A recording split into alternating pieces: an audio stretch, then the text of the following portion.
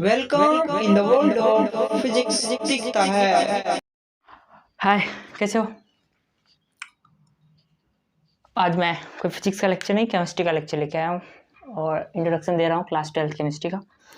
जी हाँ, मैं आगे आपको केमिस्ट्री भी पढ़ाता ही रहूँगा।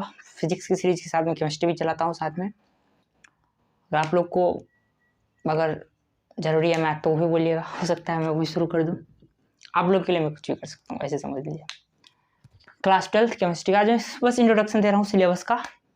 कौन सा चैप्टर, 2 बुक होता है, part 1 part 2, volume 1 volume 2। Volume 1 का चैप्टर, वॉल्यूम 2 का चैप्टर, बस मैं ये आपको आज समझाने आया हूँ और कुछ भी नहीं है, छोटा सा लेक्चर होगा। चलिए स्टार्ट करते हैं।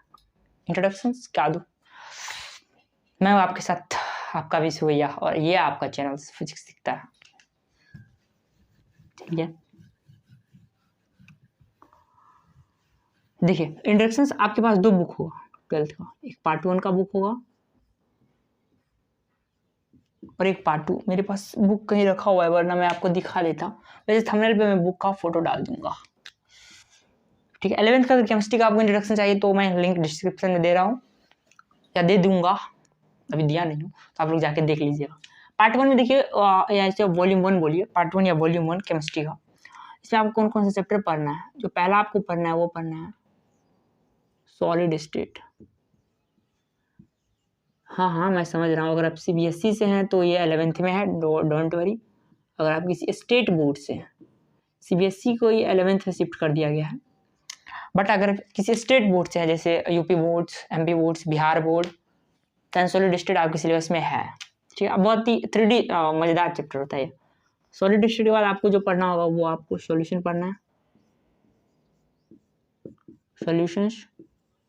सॉल्यूशन के बाद जो आपको पढ़ना होगा इलेक्ट्रोकेमिस्ट्री, बैटरी सब वगैरह के बारे में इसमें पढ़िएगा। बहुत ही इंपॉर्टेंट है, बहुत ही मजेदार चैप्टर, एक कॉन्सेप्चुअल चैप्टर है इलेक्ट्रोकेमिस्ट्री। मजा भी आता है इसको पढ़ने में। रिडॉक्स का कंसेप्ट 11th वाला है, 11th आ जाएगा उतना, डोंट वरी, उतना आपको आता होगा। इलेक्ट्रोकेमिस्ट्री वाला आपको जो पढ़ना होगा वो आपको पढ़ना होगा chemical kinetics, rate of reaction, order of reaction, first order reaction, zero order reaction,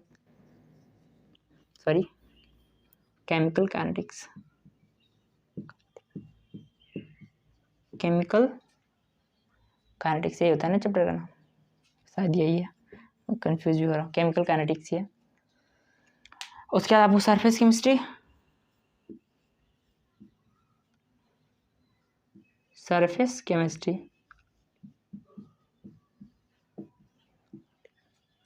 surface chemistry 5 हो गया ना टोटल। छठा जो आपको पढ़ना होगा सरफेस केमिस्ट्री के बाद चैप्टर का नाम होता है metallurgy.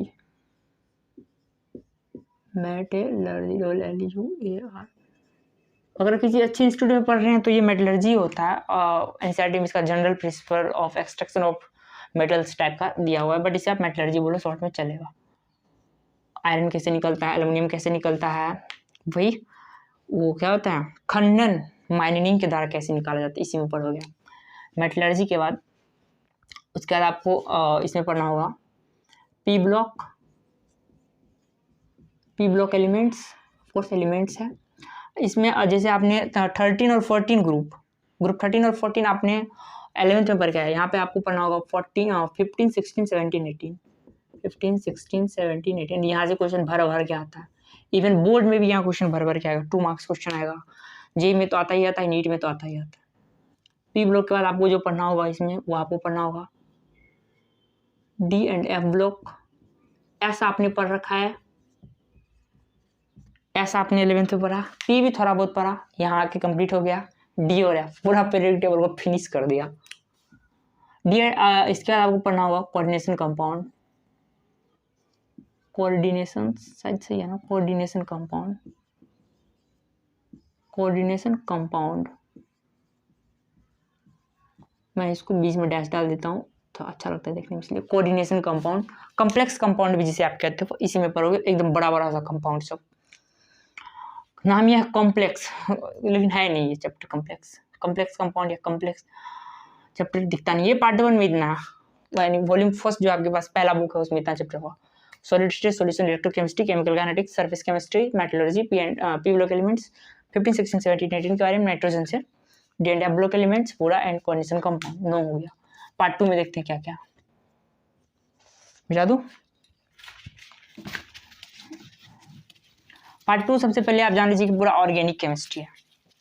All are organic chemistry, this all are organic chemistry, सबका सब इसमें ऑर्गेनिक ही है, पूरा का पूरा ऑर्गेनिक है। आप 11th में 2 ऑर्गेनिक चैप्टर पढ़ के आए होंगे, GOC general organic chemistry and hydrocarbon, बाकी सारा यही आपका इंतजार कर रहा था।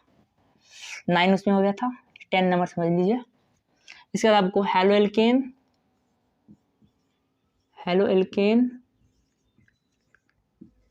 एंड हेलोरीन्स चैप्टर का नाम है भाई, हेलो एल्केन एंड हेलोरीन्स। दूसरा आपको जो इसमें पढ़ना होगा हेलो एल्केन एंड हेलोरीन्स के बाद alcohol phenols ethers, alcohol phenols and ether, sorry alcohol is provided for the health.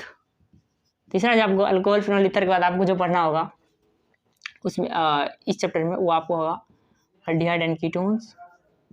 वैसे अल्डिहाइड कीटोन कार्बोक्सिलिक एसिड, ऐसे इसका पूरा नाम है, aldehyde ketones and carboxylic acid. देखिए आगे पीछे नाम हो सकता है लेकिन इतना ही है, मैं पहले कह रहा हूँ कार्बोक्सिलिक एसिड, क्योंकि मैं एकदम लाइन वाले तो मुझे पता नहीं।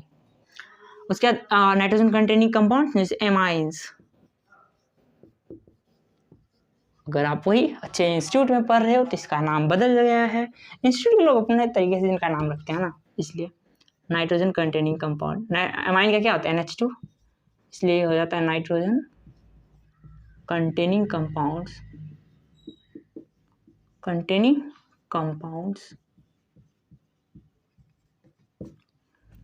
उसके बाद एमाइंस के बाद जो आपको पढ़ना होगा वो आपको पढ़ना होगा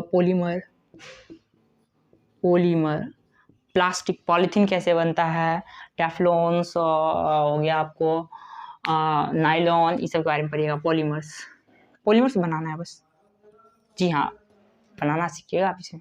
ग्लूकोज वगैरह सब के बारे में आप पढ़िएगा बायोमोलिक्यूल्स में, ग्लूकोज फ्रुक्टोज कार्बोहाइड्रेट बायोमोलिक्यूल्स।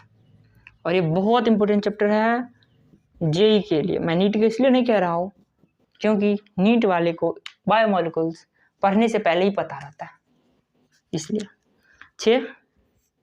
उसके बाद जैसे आपने 11th में क्लास चैप्टर पढ़ा था इन्वायरमेंटल केमिस्ट्री, यहाँ पे केमिस्ट्री इन एवरीडे